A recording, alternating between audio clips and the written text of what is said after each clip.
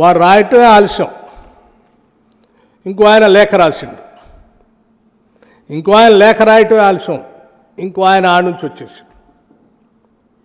అసలు ఏంటి మీ ముగ్గురు సంబంధం?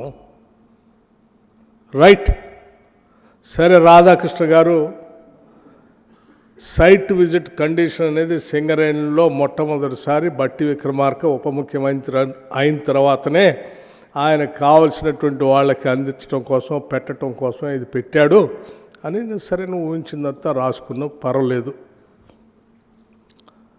నేను ఎమ్మటే ఖండించాను.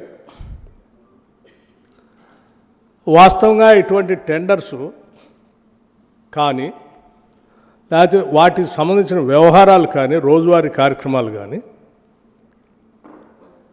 ఏ ఒక్క నిర్ణయం పైన కానీ సంబంధిత మంత్రి దగ్గర రావు. అసలు ఒక ఫైలు రాదు, లేకపోతే నా దగ్గరకు వచ్చి నా నిర్ణయం కోసం కూడా రాదు.